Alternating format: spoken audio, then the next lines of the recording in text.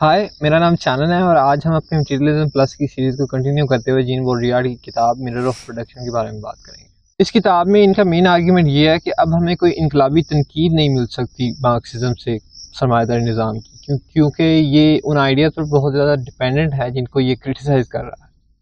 It's like बकायदा का vouching for communism.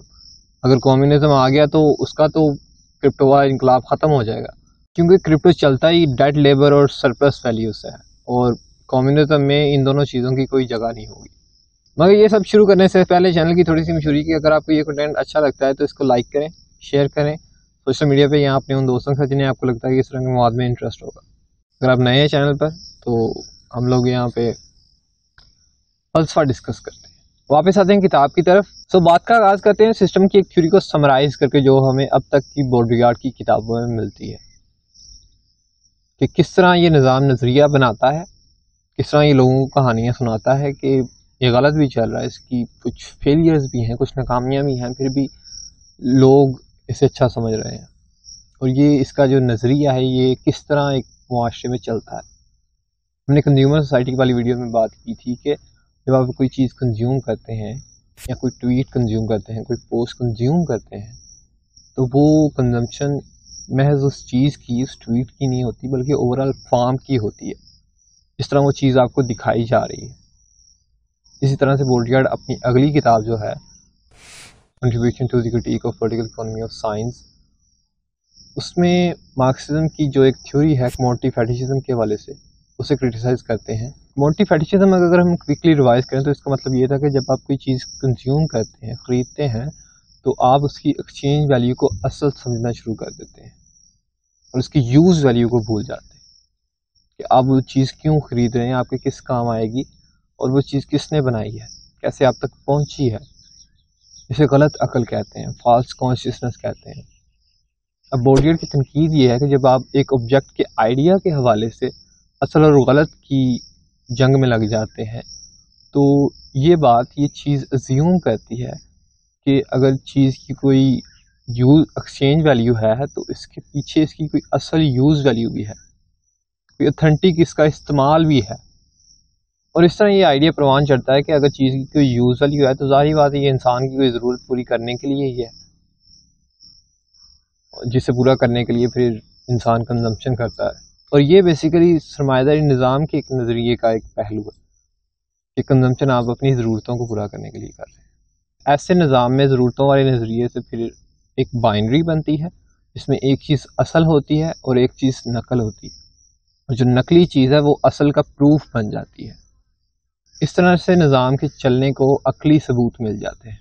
बोडरियार्ड के मुताबिक हम चीज़ों की यूज़ वैल्यू और एक्सचेंज वैल्यू से पहले साइन वैल्यू का सामना कर रहे हैं कि चीज़ें जो हैं वो पहले साइन बनती हैं एक निज़ाम के लिए, उसके बाद फिर हम उन पर यूज़ वैल्यू या एक्सचेंज वैल्यू का लेबल लगाते हैं।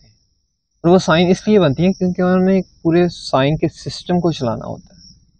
इसलिए फेटिशिज्म जो है वो किसी एक चीज़ को पाक या इंसानों से ऊपर समझने का नाम नहीं है, बल्कि ओवरऑल सिस्टम को पाक और इंसानों से ऊपर समझने का, बनाने का नाम है। बोडरियार्ड लिखते हैं कि if fetishism exist it is not a fetishism of the signified, a fetishism of substance and values called ideological, which the fetish object would incarnate for the alienated subject. It is a fetishism of signifier, that is to say, the subject is trapped in the fictitious, differential, encoded, systemized aspect of the object. ये अल्फाज का fetishism है, ना कि चीज़ों का। जैसे कि मैंने ये एडिडास की शर्ट पहनी हुई है, अब ये असल एडिडास की शर्ट नहीं है, मगर इट वर्क्स, nobody cares कि nobody is going to investigate it। ये जो ओवरऑल शक्ल होती है सिस्टम की, ये साइन फॉर्म होती है, इसमें हर चीज़ महज साइन होती है।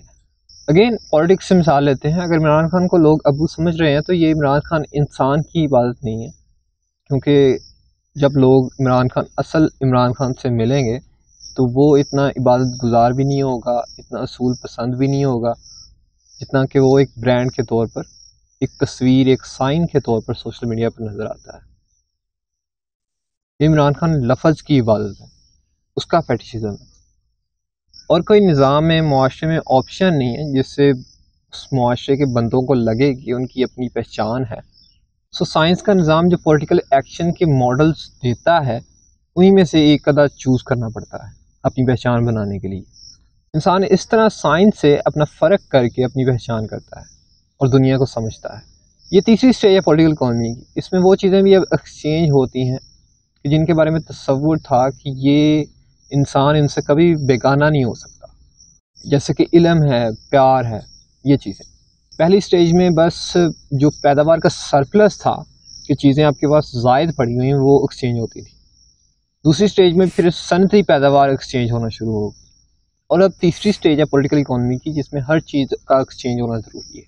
اس لیے ہر چیز کا سائن ہونا ضروری ہے، کیونکہ ایز اے سائن چیز کی جو اچھائیاں ہیں، برائیاں ہیں، فائدے نقصانات ہیں، یہ سب چیزیں جو ہیں نیوٹرلائز ہو جاتی ہیں اور سائن بس دوسرے سائنس کو ریفر کرنا شروع کرتا ہے. بوڈیئر لکھتے ہیں کہ this is the era of general corruption of universal venality, the time when each subject physical اور moral is brought to market as a commodity value in order to be priced at its exact value. اب تھوڑی سی مزید بات کر لیتے ہیں چیزوں کی سائن میں تبدیلی کی. ہم نے انسٹا کے اپنے پیج پر اس چیز کی وضاحت کی ہے کہ کیوں ایک سائن میں تبدیلی ضروری ہے، آپ جا کے دیکھ سکتے ہیں. لیکن ہم یہاں بوڈیئر کا حوالہ دیکھیں کیوں وہ سمجھتے ہیں کہ چیزوں کا کموڈٹی فارم سے ایک سائن کی شکل میں تبدیل ہونا ضروری ہے. سائن اس لیے مشہور ہے کیونکہ جب چیز سائن کے لیول پر پہنچتی ہے تو اس میں سے ساری نیگیٹیوٹی ختم ہو جاتی ہے، سارے تضاد ختم ہو جاتے ہیں. وہ ایک جو مسئلہ ہوتا ہے کہ چیز کا کام کیا ہے، اس کی پہچان کیا ہے، اس کا مقصد کیا ہے، وہ ختم ہو جاتا ہے اور ہر طرف پازیٹیوٹی پھیل جاتی ہے، جس سے سائن ہمیں باقی سائنس کے ساتھ ریشنل لگتا ہے کیونکہ وہ اوورال جو کوڈ ہے سائنس کا اس میں فٹ ہو جاتا ہے. جیسے کہ ہم نے پچھلی ویڈیو میں انقلابی ماڈلس کے حوالے سے بات کی کہ جب وہ سائن بنتے ہیں تب وہ امید کی کرن بن جاتے ہیں، اور اس سے کیا ہوتا ہے کہ گروپ کی جو نیگیٹیوٹی ہوتی ہے کہ وہ باتیں کر رہا ہوتا ہے کہ سسٹم انہیں حقوق نہیں دے رہا، صحیح کام نہیں کر رہا سسٹم، وہ دور ہو جاتی ہے اور جو گروپ ہے وہ سکھ کا سانس لیتا ہے. اس طرح ساری نیگیٹیوٹی ختم ہوگی اور پازیٹیوٹی آ گئی سائن کے آنے سے. ماڈل یا سائن جو ہے وہ ایک اور بات کی طرف اشارہ کرتا ہے کہ اگر اس نظام میں یا ایک معاشرہ جس میں یہ نظام ہے اس میں کسی نے قدر بنانی ہے، ویلیو پرووائڈ کرنی ہے، تو وہ بس ماڈل بن کر یا ایک سائن بن کر ہی ویلیو پرووائڈ کر سکتا ہے. باقی سارے قدر پرووائڈ کرنے کے، ویلیو پرووائڈ کرنے کے معاشرے میں طریقے جو ہوتے ہیں وہ غائب ہو جاتے ہیں. سائن اس طرح معاشرے سے سارے ابہام ختم کر کے ویلیو کو ایک خاص فارم اور شکل میں سولیڈیفائی کر دیتا ہے، ایک خاص فارم دیتا ہے ویلیو کو کہ آپ اس طرح ہی معاشرے میں ویلیو پرووائڈ کر سکتے ہیں. اور الٹیمیٹلی یہ ہوتا ہے کہ وہ سائن بس پھر دوسرے سائنس کی طرف اشارہ کرنا شروع کر دیتا ہے، ان میں اپنا وجود ڈھونڈنا شروع کر دیتا ہے. وہ جو بھی ماڈلز ہیں ان کی پولیٹکس، ان کی سیاست بس اس حد تک محدود رہ جاتی ہے کہ دوسرا غلط کر رہا ہے اور وہ صحیح کر رہے ہیں، ایک ڈفرینس کی بنیاد پر اپنا وہ مطلب، اپنا وجود جسٹیفائی کرنا شروع کر دیتے ہیں. اور جو سائنس کا فرق ہے وہ ہمارے لیے ایبسولوٹ ریفرنس بن جاتا ہے کہ یہ چیزیں اصل ہیں، ان کی کوئی ریالٹی ہے، ان کا کوئی مقصد ہے. عمران خان برانڈ جو ہے وہ اسٹیبلشمنٹ برانڈ کو تنقید کر کے اس کا ریفرنس دے کر اپنا وجود جسٹیفائی کرتا ہے کہ وہ عوام کو ویلیو پرووائڈ کر رہا ہے، وہ اصل ہے، عوام کی ضرورت ہے. اور اسٹیبلشمنٹ برانڈ جو ہے وہ عمران خان کا ریفرنس دے کے اپنے وجود کو جسٹیفائی کرتا ہے کہ وہ اصل ہے، عوام کی ضرورت ہے، وہ عوام کو ویلیو پرووائڈ کر رہا ہے. اور اس سائنس کے کوڈ کا سکوپ محض سیاست تک نہیں ہے بلکہ مذہب، جینڈر، ایجوکیشن، فیشن، زندگی کے تمام شعبے اس میں آتے ہیں کہ جن میں فرق کیا جا سکتا ہے اور اس طرح عوام کنزمپشن کی طرف آ سکتی ہے. یہ تھی سسٹم کی کچھ سمری. اب ہم آتے ہیں مارکسزم کی اس کتاب میں جو تنقید کی ہے بوڈریارڈ نے. ہمیں مارکسزم کی تنقید کی 3 تھیمز ملتی ہیں. پہلا شکوہ تو بوڈریارڈ کا یہ ہے کہ مارکس جو ہیں وہ پولیٹیکل اکانومی کے آئیڈیاز کو استعمال کر کے اسے کرٹیسائز کرتے ہیں. فار ایگزامپل وہ آغاز میں پیداوار کے کنسیپٹ کا ایشو بناتے ہیں کہ مارکس نے کہا کہ پیداوار ضروری ہے کیونکہ انسان کا کام ہے کہ اس سے خود کو جانوروں سے فرق میں کرنا ہے اسے، اور پیداوار ضروری اس لیے بھی ہے کیونکہ یہ ہمیں ایک بہتر معاشرے کی طرف لے کر جا رہی ہے، کمیونزم کی طرف لے کر جا رہی ہے. بوڈریارڈ یہاں کہتے ہیں کہ کیوں ضروری ہے کہ انسان نے خود کو جانوروں سے فرق میں کرنا ہے، کیوں پیداوار حتمی ہے، کیا وجہ ہے کہ انقلاب کے بعد بھی، آزاد ہونے کے بعد بھی انسان کو پیداوار کرنی پڑے گی، مزدوری کرنی پڑے گی، کام کرنا پڑے گا. آپ پیداوار کی یا مزدوری کی نیگیٹیوٹی کو کیوں نہیں دیکھ رہے؟ اس میں کتنی مشقت ہے یا کتنی تکلیف ہے اس میں. اسے کیوں اگنور کر رہے ہیں؟ ہونا یہ چاہیے کہ آپ ایک معاشرے میں جس چیز کی تنقید کر رہے ہیں، ایک نظام میں جس چیز کی تنقید کر رہے ہیں، انقلاب کے بعد آنے والے معاشرے میں اس کی کوئی جگہ نہیں ہونی چاہیے۔ مارکس نے پولیٹیکل اکانومی کی موومنٹ کو ڈائلیکٹکس کا ایک قانون، ایک تھیوری دے کر اسے ایک حتمی اور لاجیکل سٹیٹس دے دیا، یونیورسل کر دیا، اسے عقل کے مطابق کر دیا اور سائنٹیفک کر دیا۔ اور سائنس کا تو یہ تھا کہ وہ آلریڈی اس دور میں ریلیجن بن چکی تھی کہ جو چیز سائنس نے کہہ دی وہ سچ بن گئی، وہ یونیورسل ہے۔ سو یہ تھوڑا سا ایشو ہے کہ پولیٹیکل اکانومی کو آپ یونیورسل بنا رہے ہیں اس طرح۔ جب آپ پولیٹیکل اکانومی کے کنسیپٹس جیسے کہ پیداوار، لیبر پاور، تاریخ، پیداواری طاقتیں، ان کو آپ یونیورسلائز کر دیتے ہیں، حتمی بنا دیتے ہیں، تو ان سے پھر پیداوار کو یا پولیٹیکل اکانومی کو جاننے کا جو کام ہے، انالیسس کا اس کا کام ہے، اسے تنقید کرنے کا کام ہے، وہ ختم ہو جاتا ہے اور لوگ ان میں پھر مذہبی مطلب ڈھونڈنا شروع کر دیتے ہیں، کیونکہ it's already the fetishism of signify, کہ صرف لفظوں کا فیٹیشزم ہے اور آپ وہی کر رہے ہیں کہ لفظ دے رہے ہیں جن کو فیٹیشائز آپ کر سکتے ہیں۔ اس طرح نظام کے اس کوڈ والے، اس ڈفرینس والے لاجک میں پھنس رہے ہیں۔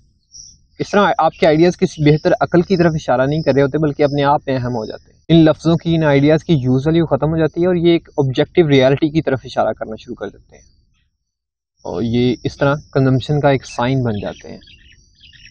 اس تھیوری کو فالو اپ کرنے سے ہوتا کیا ہے کہ انسان پھر اپنے آپ کو محض پولیٹیکل اکانومی کے آئینے میں دیکھتا ہے، پیداوار کے آئینے میں دیکھتا ہے، ایک ایز اے لیبر پاور دیکھتا ہے، اور اسے پھر شعور یا عقل بھی اتنی ہی آتی ہے جتنی کہ پولیٹیکل اکانومی الاؤ کرتی ہے، اس کے کنسیپٹس الاؤ کرتے ہیں۔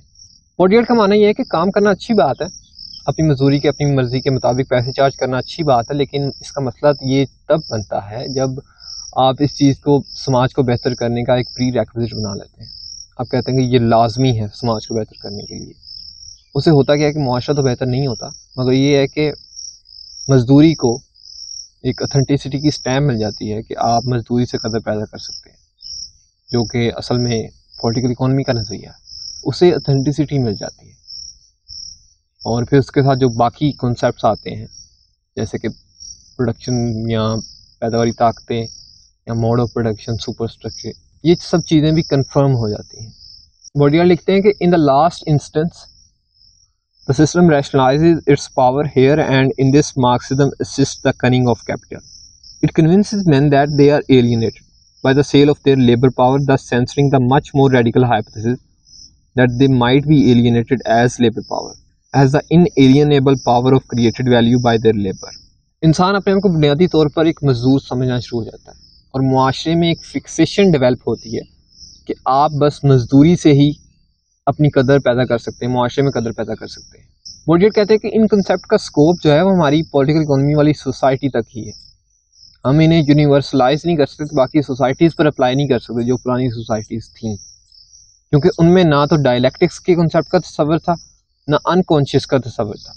مثلا انکانشیس کی اگر مثال لیں تو ہسٹیریا کے کیسز جو ہیں وہ 18ویں صدی میں آنا شروع ہوئے، جن سے بعد میں فرائڈ نے انکانشیس کو ڈسکور کیا۔ یہاں آتی ہے تنقید کی دوسری تھیم کہ مارکسزم کی تھیوری چونکہ اپنے سارے کنسیپٹس جو ہیں وہ پولیٹیکل اکانومی کے آئینے میں دیکھتی ہے، تو اس لیے وہ dialectics, class struggle, production, productive forces کے جو کنسیپٹس ہیں جو کہ صرف پولیٹیکل اکانومی کے آئینے میں دیکھتے ہیں، انہیں پچھلی ساری تاریخ پر اپلائی کر دیتا ہے۔ اس طرح آپ پوری انسانی تاریخ کو جنرلائز کر دیتے ہیں اکنامک ریشنلٹی کے حوالے سے، اور ایک خوابوں کی دنیا سیمولیٹ کرتے ہیں جس کا کوئی تعلق نہیں ہوتا پچھلی تاریخ سے، کوئی ریفرنس نہیں ہوتا پچھلے معاشروں سے، کہ لوگوں کی زندگی کیسے چل رہی تھی اس دور میں۔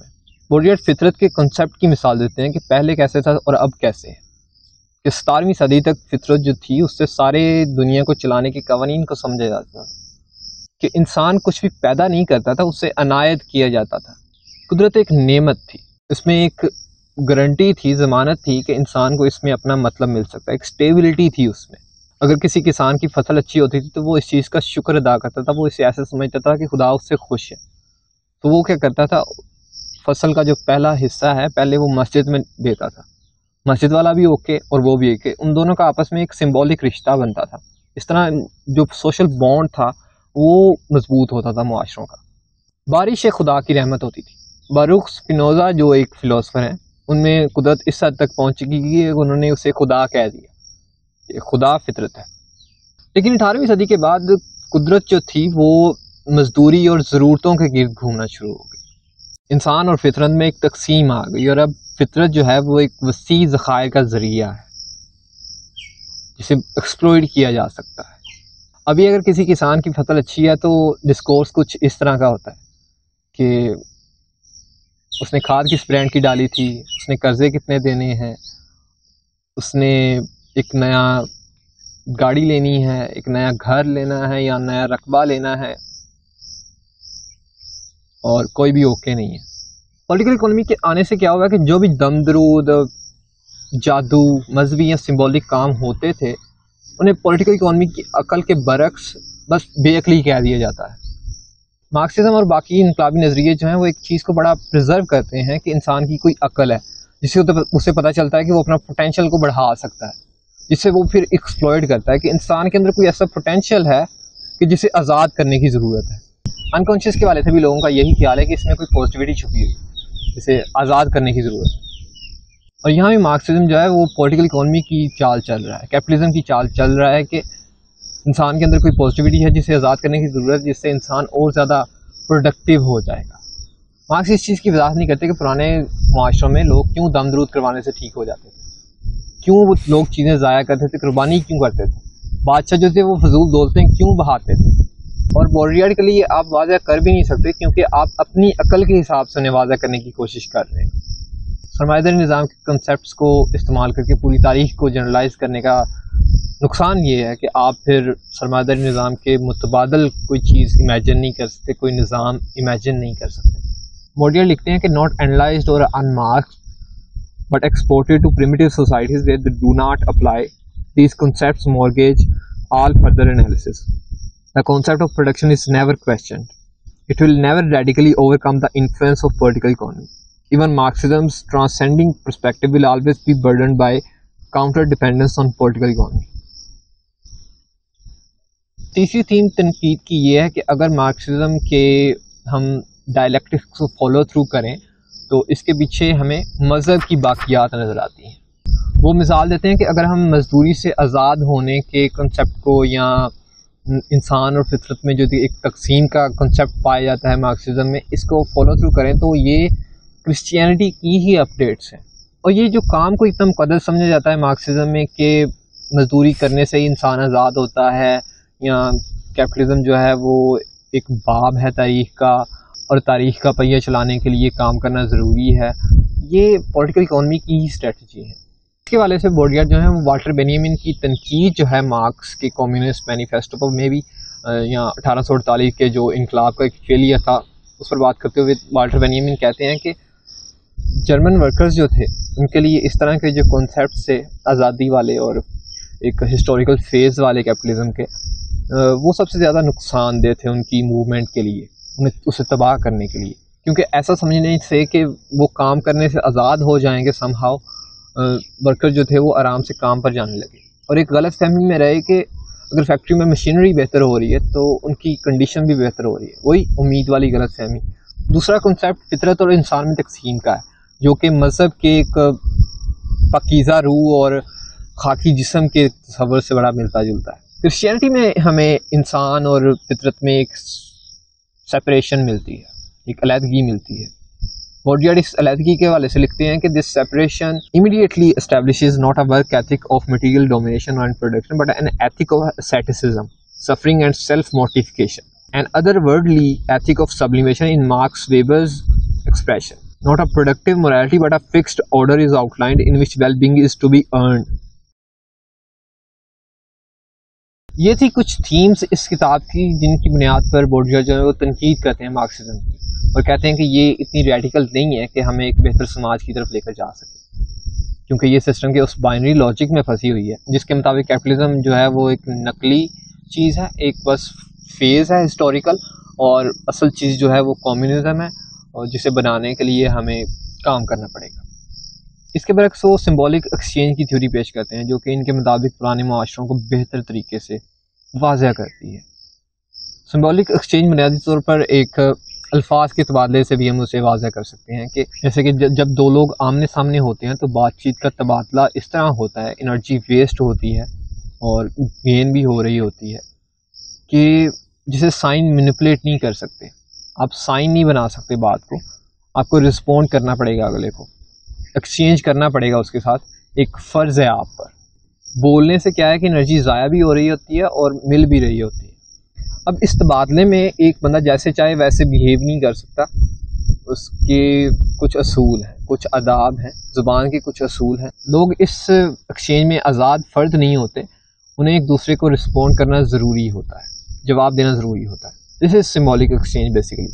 لیکن آپ اور میں جس طرح بات کر رہے ہیں یہ اصل میں سائن ایکسچینج ہے. اس میں ہمیں ایک فیل آتی ہے کہ ہم آزاد ہیں. آپ چاہیں تو اس ویڈیو کو لائک، شیئر اور سبسکرائب کر سکتے ہیں چینل کو، اور اگر آپ نہ چاہیں تو نہیں کر سکتے. میں چاہوں تو میں جیسے مرضی بول سکتا ہوں، میں رسپونڈ کر سکتا ہوں آپ کو، میں نہ چاہوں تو نہ کروں. ہمارے معاشرے سے یہ سمبولک ایکسچینج ختم ہو گیا، جبکہ پرانے معاشروں کے لیے یہ ایک لازمی چیز تھی. یہ ان کے لیے سوشل ان کا بناتا تھا، ان کا معاشرہ بناتا تھا یہ سمبولک ایکسچینج. بورڈیئر لکھتے ہیں کہ for the پریمیٹیوز eating, drinking and living are first of all acts that are exchanged. If they aren't exchanged, they don't occur. Anything that can't be exchanged would break the reciprocity and institute power. وہاں چیزیں بھی اس symbolic exchange کا حصہ تھیں. وہ انسانوں کی ضروریات کو پورا کرنے سے پہلے انسانی جو رشتے تھے معاشروں میں انہیں بار بار پیدا کرنے کا کام کرتی تھی. کیونکہ اس ایکسچینج کا فائدہ یہ تھا کہ سوشل میں جو تھا، معاشرے میں جو تھا، وہ ایک اعتبار تھا لوگوں کا، فطرت پر بھی، ایک دوسرے پر بھی. اور اس لیے جب وہ مائیگریٹ کرتے تھے تو وہ اپنے ساتھ کچھ اتنا خاص لے کر نہیں جاتے تھے. دوسرے علاقے میں جب جاتے تھے وہ جو چیزیں ہوتی تھیں وہیں چھوڑتے تھے اور دوسرے علاقے میں جا کر نئے سرے سے وہ چیزیں بنا لیتے تھے. انہیں پتہ تھا کہ فطرت سے انہیں چیزیں وہ مل جائیں گی جو انہیں زندہ رہنے کے لیے چاہیے. ہماری طرح انہیں پریشانی نہیں ہوتی تھی کہ وہ کھائیں گے کہاں سے. یہ فائدہ تھا سمبولک ایکسچینج کا. اور یہ معاشرتی رشتوں کا بننا ہی تھا کہ ان کے پاس ٹیکنالوجی کبھی ڈیولپ نہیں ہوئی، کیپٹلزم کبھی ڈیولپ نہیں ہوا، اور نہ کبھی ان کے پاس چیزوں کا سرپلس جڑا. تب ہر ایک کام میں ایکسچینج ہونا ضروری تھا. اگر کوئی فصل کاٹ رہا ہے تو وہ پہلا پھل جو ہے وہ بانٹے گا.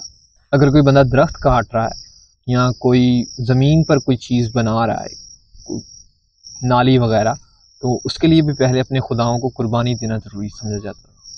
کیونکہ وہ فطرت کی طرف اپنی ایک ذمہ داری سمجھتے تھے، ایک فرض سمجھتے تھے کہ فطرت کے قوانین جو ہیں وہ ایک توازن میں ہیں اور ان کے ساتھ چھیڑ چھاڑ نہیں کرنی.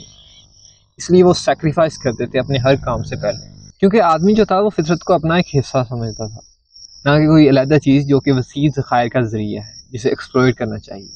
کوئی سیپریشن نہیں تھی جس طرح کہ اب سائن کے کوڈ کے نظام میں ہے ہمارے پاس. ابھی مزدور کو لگتا ہے کہ وہ پچھلے معاشروں کی نسبت آزاد ہے، لیکن وہ بس اپنی مزدوری کے حوالے سے ہی آزاد ہے.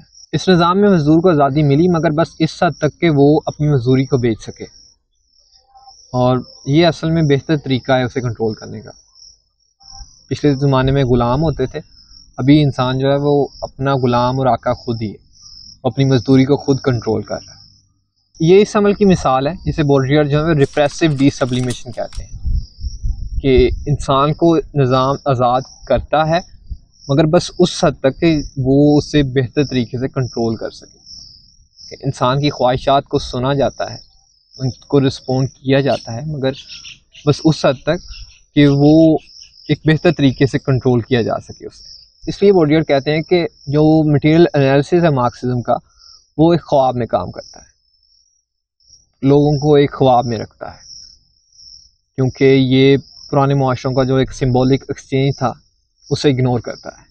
بورڈیئر اس عمل کی مثال اس طرح دیتے ہیں کہ ایک بندہ اگر جس کی چابی کھو جائے اور اندھیرے کی وجہ سے وہ اس جگہ نہ ڈھونڈ پائے چابی، اور بجائے اس کے کہ وہ وہاں ڈھونڈتا رہے، وہ روشنی میں آ کے ڈھونڈنا شروع کرتے، کیونکہ اسے ایسا لگتا ہے کہ بس روشنی ہی وہ جگہ ہے جہاں اسے چابی ملنے کے امکان ہے.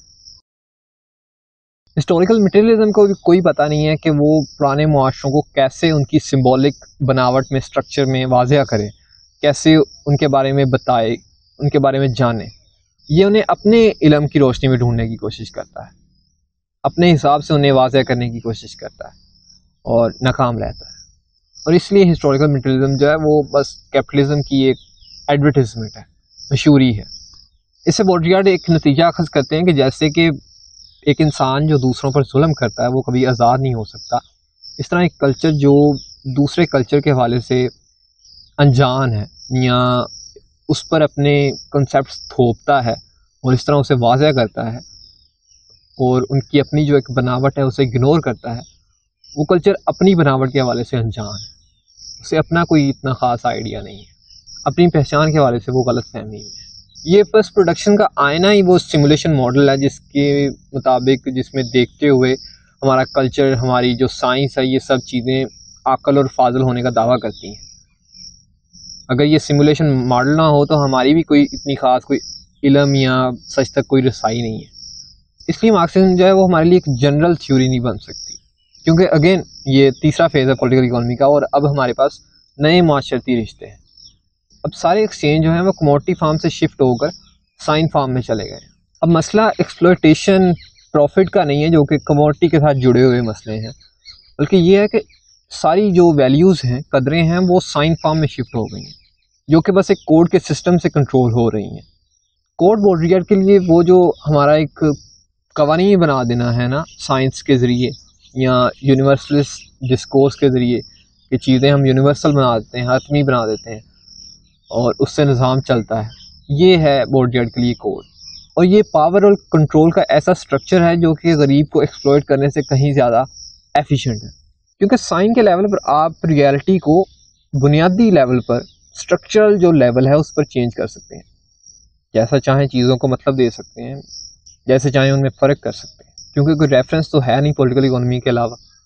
سو یہ جو سائن فارم ہے یہی ہمارے پاس ایبسلیوٹ ریفرنس ہے، اور یہ جو سائن فارم کا لاجک ہے یہ سارے معاشرتی حلقے پر اپلائی ہوتا ہے، ہر کلاس پر اپلائی ہوتا ہے، اور زیادہ تر یہ انکانشیس ہوتا ہے۔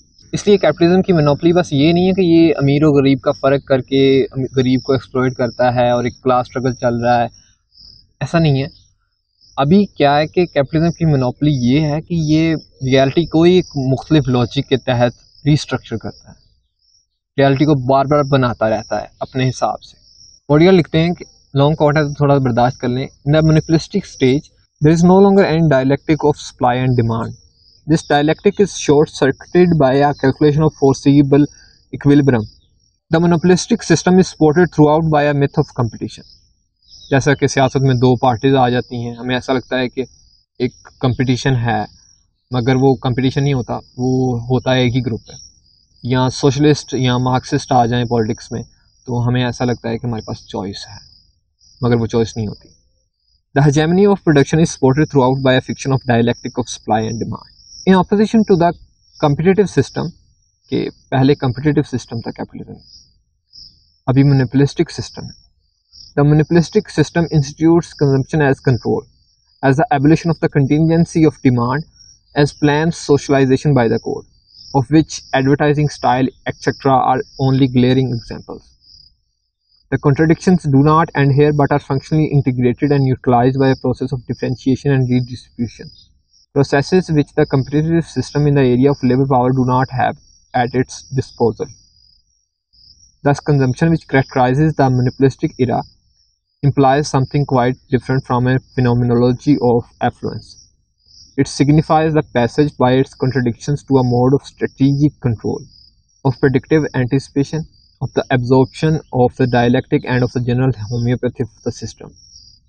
ڈیمانڈس اور ضروریات جو ہیں وہ محض چونکہ کہانیاں ہوتی ہیں اور ایک ماڈل کو دیکھتے ہوئے بنتی ہیں، تو اس لیے وہ زیادہ سے زیادہ سیمولیشن بننا شروع ہو جاتی ہیں۔ ہر بندہ اپنی ایک سیمولیشن میں رہتا ہے کہ وہ کیا کرے گا جس سے اس کی زندگی بہتر ہو جائے، اسے پتہ ہوتا ہے سسٹم میں۔ بندہ سسٹم کے باہر کچھ امیجن نہیں کر سکتا، کوئی ویلیو پرووائڈ کرنے کا طریقہ امیجن نہیں کر سکتا، وہ سسٹم کو بس سسٹم کے بتائے ہوئے طریقے کے مطابق ہی جواب یا فیڈ بیک دے سکتا ہے۔ یہ ہے کیپٹلزم کی مونوپلسٹک سٹیج، جو کسی مینز آف پروڈکشن کی طرف اشارہ نہیں کرتی بلکہ کوڈ کی مونوپلی کے سسٹم کی طرف اشارہ کرتی ہے۔ ایک لفظ جو کسی چیز کی اہمیت کی طرف اشارہ کرتا ہے، جسے سگنیفائر کہتے ہیں، وہ کسی سگنیفائڈ کی طرف اشارہ کرتا ہے۔ ہوتا کیا ہے کہ اس طرح وہ اپنے آپ کی طرف اشارہ کرنا شروع کر دیتا ہے، اور دوسرے جو سائنز ہیں، سگنیفائرز ہیں، ان کی طرف اشارہ کرنا شروع کر دیتا ہے۔ اس طرح سائنس کی مونوپلی کریٹ ہوتی ہے اور ساری ریئلٹی سائنس کے مطابق بننا شروع ہو جاتی ہے۔ یہ سائنس کا دوسرے سائنس کی طرف اشارہ کرنا ہی وہ وجہ ہے جس کی وجہ سے کنزمپشن اب انجوائمنٹ کا پرپز سرو نہیں کرتی، بلکہ یہ پروڈکشن کا اینڈ گول ہمیں لگتی ہے، اس لیے ہم کنزیوم کرتے ہیں کہ پروڈکشن ہو رہی ہے کنزمپشن کے لیے، اور پروڈکشن جو ہے وہ اپنے آپ میں ایک اینڈ بن جاتی ہے، ایبسولوٹ ریفرنس بن جاتی ہے ہمارے لیے اس نظام میں۔ جیسے کہ یوز ویلیو جو ہے وہ ایکسچینج ویلیو کا ایکسکیوز بن جاتی ہے، ایکسچینج ویلیو جو ہے وہ یوز ویلیو کا ایکسکیوز بن جاتی ہے۔ اس طرح پروڈکشن جو ہے وہ ساری کنٹراڈکشنس کو نیوٹرلائز کر دیتی ہے۔ اگین بورڈیٹ کو کوٹ کرتے ہیں کہ the system can afford the luxury of contradiction and dialectic through the play of science. It can indulge itself with all the signs of revolution.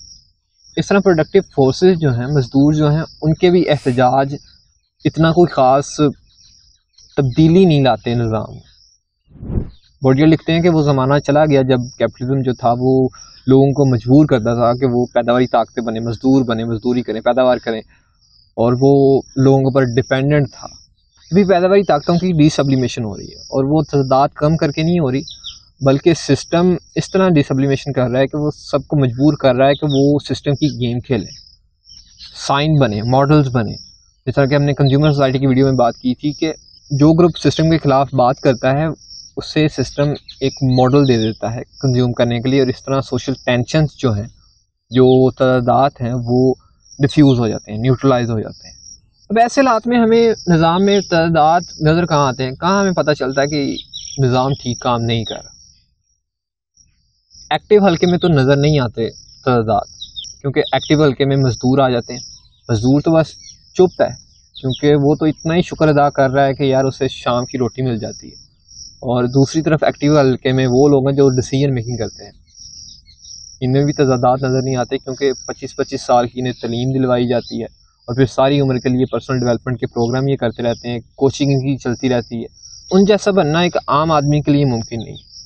سو تعداد ہمیں اس حلقے میں نظر آتے ہیں جو پیسو ہے، جسے چپ کروا دیا گیا ہے امید کی غلط فہمی دے کر، جس میں نوجوان آ جاتے ہیں، بے روزگار آ جاتے ہیں، یا وہ لوگ آ جاتے ہیں جنہیں انسانی حقوق نہیں مل رہے، یا عورتیں آ جاتی ہیں ہمارے معاشرے میں۔ بورڈیٹ لکھتے ہیں کہ all the institutions of advanced democracy, all social conquests concerning growth, culture, personal and collective creativity, all of this is, as it has always been, simply the right of private property, the real right of few. And for everyone else, there are daycare centers, nurseries, institutions of social control in which the productive forces are deliberately neutralized. For the system no longer needs universal productivity, it requires only that everyone play the game. Deliberately لوگوں کو neutralise کیا جاتا ہے، کیونکہ اب productivity جو ہے وہ انف ہو رہی ہے سسٹم کو چلانے کے لیے، سسٹم کو اس کی پاور کی مونوپلی کو مینٹین کرنے کے لیے۔ اس لیے اب پیداواری طاقتوں کو ایکسپلوئٹ نہیں کیا جا رہا، بلکہ سسٹم سے ہی ان کا ایگزائل ہو رہا ہے۔ پورے کا پورا جو ایک سوشل گروپ ہے اس سے ہی باہر کر دیا جاتا ہے سسٹم سے، سسٹم کا حصہ ہی نہیں سمجھا جاتا اس سے، جیسے جیسے ایک سسٹم جو ہے وہ ایک ہائرارکی والا بنتا جاتا ہے۔ اور یہ جو ایگزائل گروپس ہوتے ہیں جنہیں سسٹم سے باہر کر دیا جاتا ہے، ان میں ہمیں تضادات نظر آتے ہیں۔ یہاں ہمیں وہ اسٹوڈنٹس، نوجوان ملتے ہیں جنہیں پہلے سے ہی نااہل کر دیا جاتا ہے کہ وہ سسٹم کا حصہ ہی نہ بنے۔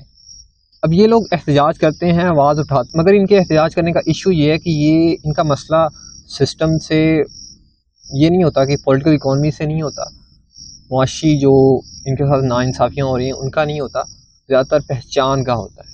ان کے لیے زیادہ مسئلہ جو ہوتا ہے وہ ہائرارکی کا ہوتا ہے، کہ ان پر جو کوڈ امپوز ہو رہا ہے فرق کا، وہ کیوں ہو رہا ہے، اور انہیں کیوں سسٹم میں اگنور کیا جا رہا ہے، ان کی کوئی پہچان کیوں نہیں ہے، ان کی کوئی سسٹم میں ریپرزنٹیشن کیوں نہیں ہے۔ ان کے لیے ان کا یہ بڑا ایشو ہوتا ہے، نہ کہ یہ ہوتا ہے کہ اسٹرکچرل لیول پر ہم لوگ پولیٹیکل اکانومی کو ڈسٹروائے کریں۔ جیسے کہ وومن لوگ جو ہیں وہ برابری کے لیے نکلتے ہیں، اور اسٹوڈنٹس جو ہیں وہ اسٹوڈنٹ یونین بنانے کے لیے نکلتے ہیں، اور ٹرانسجینڈر جو ہیں وہ اپنی ریپرزنٹیشن کے لیے نکلتے ہیں، اور بلوچ لوگ جو ہیں وہ لاپتہ افراد کے لیے نکلتے ہیں۔ اس طرح یہ سسٹم کے کوڈ کو خطرے میں نہیں ڈالتے، بلکہ اسے اور زیادہ ایکسپینڈ کرتے ہیں سائنس اور ماڈلز بنا کر۔ سسٹم کی جو ایک کمزوری ہے وہ سوشل ریلیشنز کے لیول پر ہے، کہ یہ اپنے آپ کو معاشرتی طور پر پیدا نہیں کر سکتا۔ یہ معاشی طور پر تو کامیاب ہے، پروڈکشن تو ہو رہی ہے، ویلیو تو پرووائڈ کر رہا ہے، مگر یہ سمبولیکلی لوگوں کو مطلب نہیں دے رہا۔ مطلب یہ ہے کہ مکمل طور پر یہ مذہب نہیں بن سکتا لوگوں کے لیے، کہ لوگ اس پر ڈپینڈنٹ نہیں رہ سکتے زیادہ دیر کے لیے، یہ چینج ہوتا رہتا ہے۔ سمبولک جو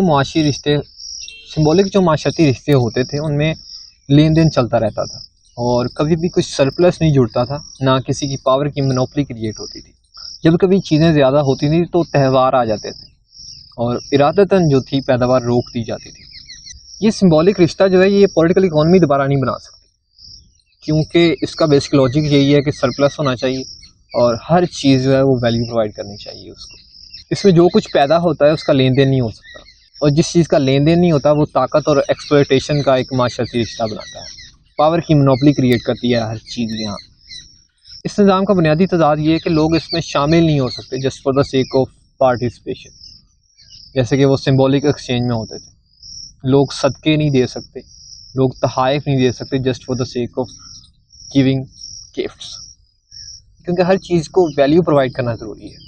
سسٹم کے لاجک میں یہ بات آتی نہیں کہ وہ کیسے کبھی کبھی مینیپولیٹ نہ کریں لوگوں کو، ہر چیز پروفٹ کی نظر سے نہ دیکھے اور لوگوں کو زندہ رہنے کا، جینے کا حق دے۔ اس نظام میں جتنی زیادہ لوگوں کو آزادی ملتی ہے اتنا زیادہ جو پاور کی مونوپلی ہے وہ ہائرارکی کی چوٹی پر چلی جاتی ہے۔ بوڈیارڈ کہتے ہیں کہ سیاسی محاذ پر بھی صورتحال کچھ بہتر نہیں ہے۔ سیمولیشن ماڈل بننے سے اب بس چند ایک لوگوں کے پاس الفاظ کی مونوپلی ہے اور وہ جو بولتے ہیں وہی سچ ہوتا ہے۔ یہاں بھی نظام ختم ہو رہا ہے کیونکہ پالیٹکس اب نظریاتی بنیاد پر نہیں ہوتی، جسٹ سائن آف پالیٹکس ہے، اور یہ اس لیے کیونکہ سسٹم بس اپنے آپ کو بار بار پیدا کر سکتا ہے، یہ ایکسچینج نہیں کر سکتا، فیڈ بیک نہیں لے سکتا جیسے کہ اس نے طریقے بتائے ہوئے ہیں ان کے علاوہ، اور یہ چیز اسے اس کی تباہی کی طرف لے کر جا رہی ہے۔ یہ شہر ہمیں جتنا دیتا ہے بدلے میں کہیں زیادہ ہم سے لے لیتا ہے۔ اور یہ لکھتے ہیں کہ at all levels the system is sick from de-sublimation, from liberalization, from tolerance, while seeking to transcend itself in order to survive. Consumption, satisfaction of needs, sexual liberation, women's rights, etc. It is prepared to grant anything in order to reduce social abstraction, so that people will play the game. But it cannot do it once again because this liberalization is only hyper-repressive. جس طرح کہ مزدوروں کی اگر مزدوری آزاد ہوئی ہے اس نظام میں تو وہ بس اس حد تک ہوئی ہے کہ وہ اپنی مزدوری کے حوالے سے آزاد ہوئے ہیں، اس میں اپنی پہچان ڈھونڈ سکتے ہیں۔ Needs which were once contingent and heterogeneous are homogenized and definitively rationalized according to the models of the system. Sexuality which was once repressed is liberated as a game of science. It objectifies sexuality as the functionality of the body and the profitability of the player principle. Information is liberated but only in order to be better managed and stylized by the media. Everywhere the pressure of the system of political economy is heightened. لیکن اس ساری کامیابی کے باوجود بھی system کو یہ سوال کھا رہا ہے کہ کوئی چیز ضائع کیوں نہیں ہو رہی، کہ ایکسچینج کیوں نہیں ہو رہا، جو کہ ضائع کرنے سے، سیکریفائس کرنے سے ایکسچینج ہوتا ہے۔ آپ چیز میں ویلیو نہیں ڈھونڈتے پھر ہی ایکسچینج ہوتا ہے، وہ کیوں نہیں ہو رہا، اور معاشرتی رشتے کیوں نہیں بن رہے، لوگ کام کرنے کو ایک فرض کیوں نہیں سمجھ رہے، they aren't serious about the work they do، اور اس کی وجہ یہ ہے کیونکہ they don't find any meaning in it۔ اس کی مثال ایسے ہے کہ ایک کریانے والا آپ کو اپنا دوست، اپنا واقف کار سمجھنا شروع کر دے جسٹ بیکاز آپ اس سے سامان خریدتے ہیں، you just can't۔ وہ معاشرتی رشتہ ڈیولپ نہیں ہو سکتا کیونکہ جو ویلیو وہ پرووائڈ کر رہا ہے وہ اصل نہیں ہے۔ آخر میں بوڈیارڈ جو ہے وہ کلاس کے کنسیپٹ کی بات کرتے ہیں کہ مارکس نے کلاس کو ایک لیبر پاور کے طور پر ڈیفائن کیا جو کہ بہت ریپریسو اور کنٹرولنگ آئیڈیا ہے۔ ایک غریب آدمی کو ایک کلاس میں ڈالنے کا مطلب یہ ہے کہ آپ اسے ایک آرڈر میں بند کر رہے ہیں، اسے لمٹ کر رہے ہیں۔